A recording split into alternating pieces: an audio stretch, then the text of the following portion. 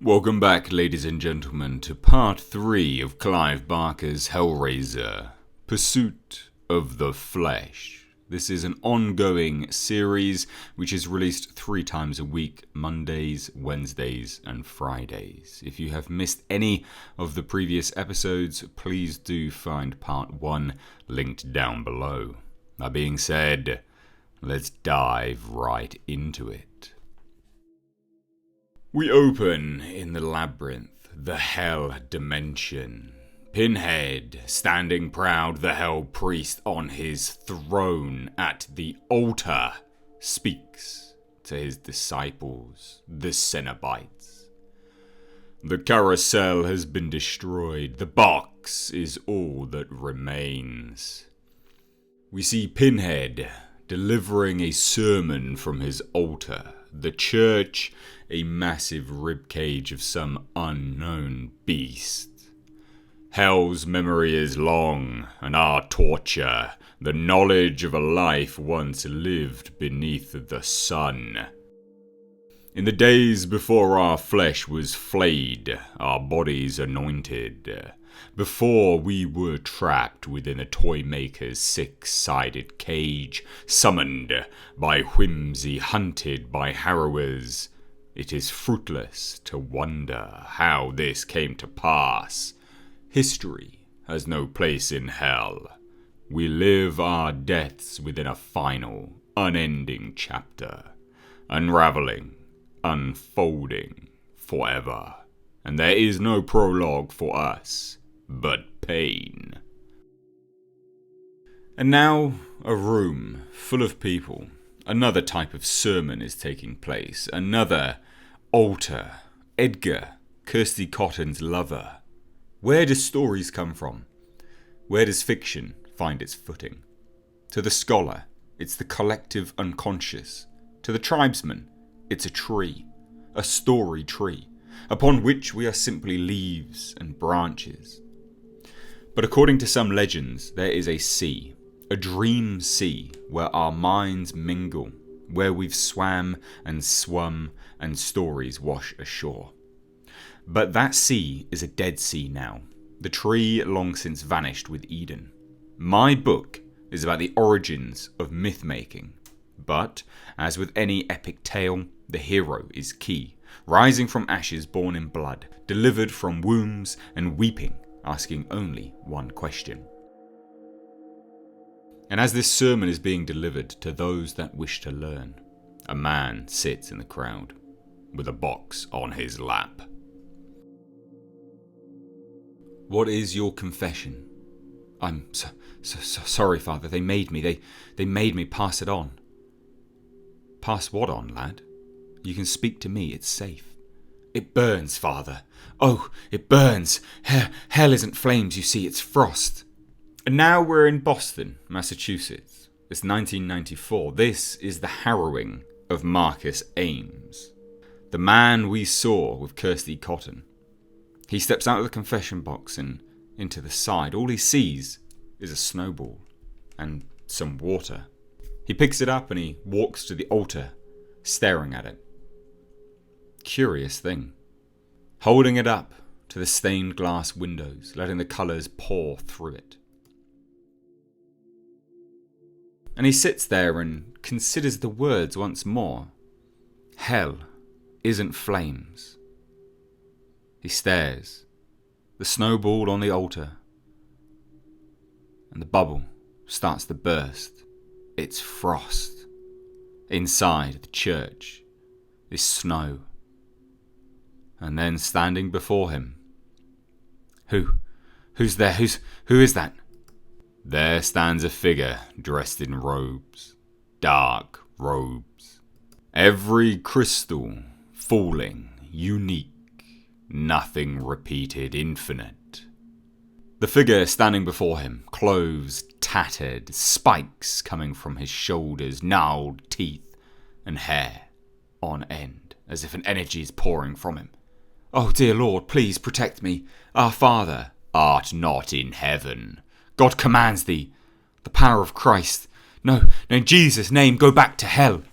Hell is what remains after God fled paradise. Neither Lord nor devil, only cold, vacant, lonely void. Silence, best, broken by symphony of shivering. The figure holding out a hand to Marcus causes him to stumble back behind a curtain. He quickly pulls a lever. Join us inside our unending winter. And we see what he's just pulled. Christ on the cross falls straight through the beast's head. Skull, blood pouring everywhere. And he runs off into the night. A man on a mission, he goes straight to a tattoo parlor. But you're a priest, dude. You want all these symbols? I saw the devil tonight, except it wasn't the devil of my God, and if that was even a small glimpse of hell, son, as a priest, I can tell you this one God won't suffice. Whatever, Padre. And then weeks later, Marcus is in a bar. Marcus, it's been weeks. Time for a ride on the wagon. Another, goddammit. Taking the Lord's name. That's a commandment, I hear. Care to confess your sins, Father? And to whom would I be confessing? Marcus replies. Curse thee, Cotton. Pleased to meet you. And like you, Marcus Ames, I know a little about hell.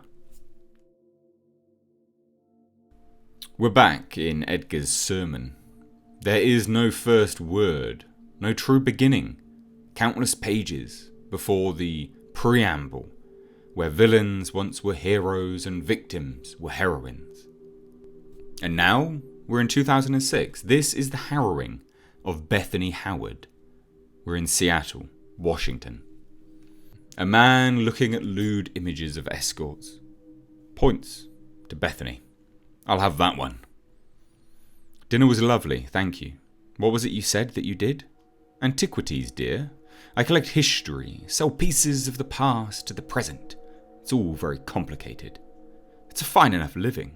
One that permits me my indiscretions, such as the services your kind provide. A drink, perhaps, before we... What is this? Ah, yes, the music box. It's beautiful. Can I touch it? Bethany says. She's transfixed. She's staring at the ballerina on top. By all means. The damn thing's already broken. I've tried having it restored, but no one can figure out how to open it. And though I can't tell you what song it's supposed to play, I can tell you that it's French, handcrafted in the mid-18th century by a toy maker named Le Marchand. And most importantly, it's very expensive. Now, how about that drink? But whilst the antique dealer is focusing on getting Bethany drunk, Bethany has figured out how to open the music box. Click. And the ballerina begins swaying, dancing. How did you do that? I've been told I have a magic touch. What's happening? No, the stories can't be true. Oh, but they always are. Such odd contraptions you are, powered by the gears of war, driven by the mechanisms of time, and yet oblivious to the enlightening devices of story. What do you want? Standing before the antiques dealer and Bethany is a half-man, half-machine monstrosity. Flesh intertwined with mechanisms of machinery. Cogs turning, wheels spinning, gears clicking. This is the entity which inhabits the music box.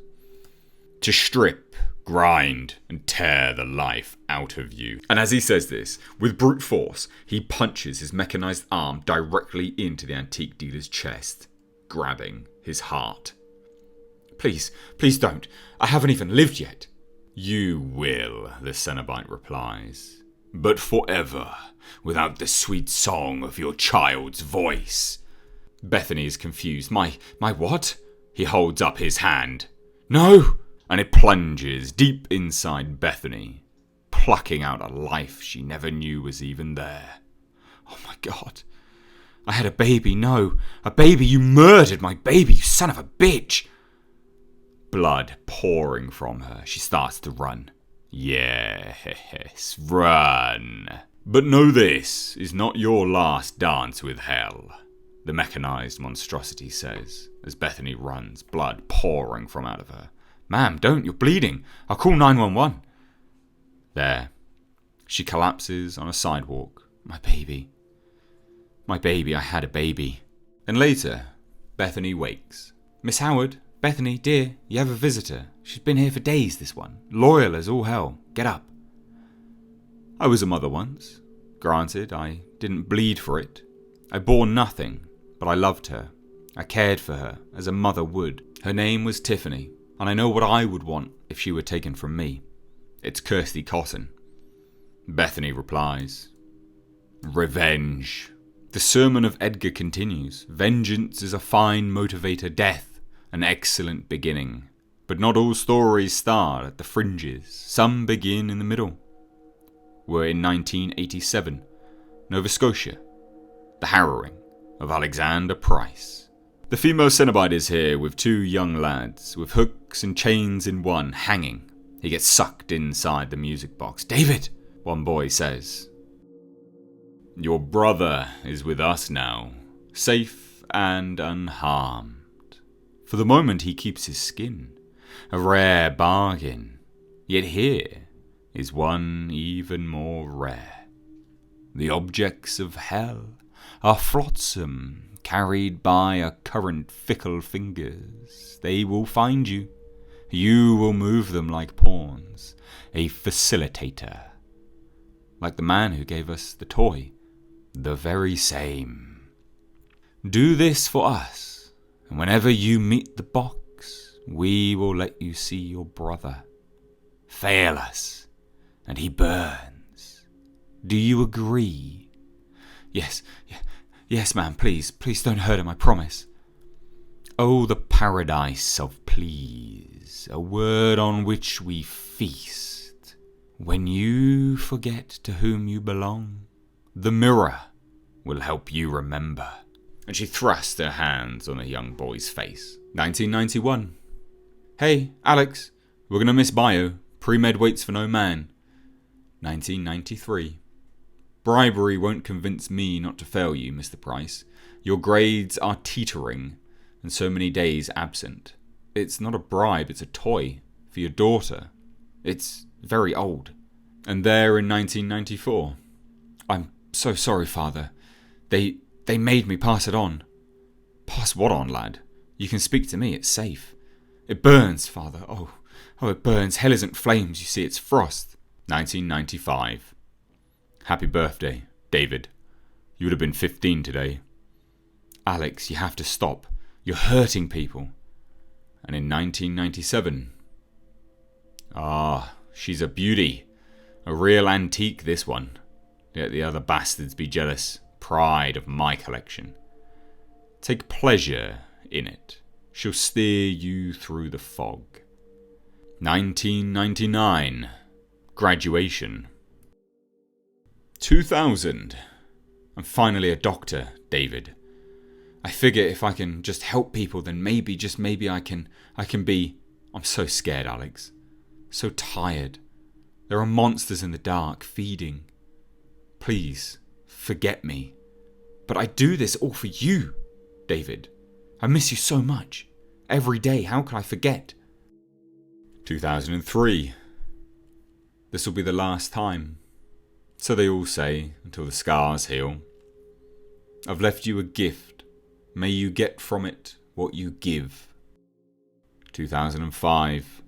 So rare when my collectors seek me out. My goods have a way of choosing their owners. The music box handed to the antiquities dealer. 2006. I was very sorry to hear of your husband's sudden passing in such violent circumstances. I'll happily make sure the box finds a suitable owner. He loved puzzles, Doctor. That box meant the world to him. And 2007. 20 years, David. 2 decades passed by in a blink. I brought you back here to the forest where you love to play. I'm dead, Alex. If you love me, let me die. I can't do this anymore. Faith is forged at its weakest point. Even Nazareth passed his test. Alex is trying to pass the puzzle box back to the female Cenobite, but she refuses. Heading back out of the forest, merrily, merrily, merrily, life is but a dream. He comes across two young children playing. They come up to him, seeing what is inside his hands. Hey, mister. Sorry, son, what? Is that a toy? Flashback. He starts to think of his brother. No, kids, this isn't a plaything anymore. And he refuses. His brother burns in hell. What have I done? What can I undo? I'm so sorry, David. I'll make it right, I swear, on your life, David, I'll make things right. And there in the woods behind him. Then start now, is Kirsty Cotton. Who are you? Me? You don't know. You, I know very well, and you've broken your accord. The objects won't find you anymore. It'll be up to us to find them. Us? Myself and the people whose lives you've ruined. Welcome aboard. We see now how the harrowers came to be. And we're full circle, back at the sermon of Edgar. We are storytellers. All of us whose lives are being told. We fall like leaves from the story tree. We gather driftwood. We gather driftwood from the dream sea. And our pages turn on and on. Thank you all. And after the speech, he sits there signing his book. Who should I make this out to? And there, a man who has made a deal with the devil. I was told to tell you, the dream sea is real. This box is the property of a man who stood in that sea, waist high in the waves, and pissed into the water. Who are you? You talk a great game about stories, Edgar. Ask your wife-to-be, ask Kirsty. She knows this story, just not how it ends. He leaves the puzzle box there and dashes. Wait, come back, how do you know Kirsty? Flash forward some hours, Edgar is in a taxi. Hey, where to? Oh, sorry, the airport. Edgar's going home to Kirsty. Or so he thinks. He sits there in the taxi, playing with the puzzle box. Click. Starts to open. The same familiar sound, the same familiar lightning. The electricity of desire. What the hell? A hook comes flying out the top of the puzzle box. Oh God, oh Christ! Launching itself directly into the taxi driver's head. You stood in the dream sea. Pinhead is next to him. And you're back, listening to the girl at the rock show as the music plays on and on. And there, suspended by hooks and chains, is the taxi and Edgar, covered in blood. To be continued.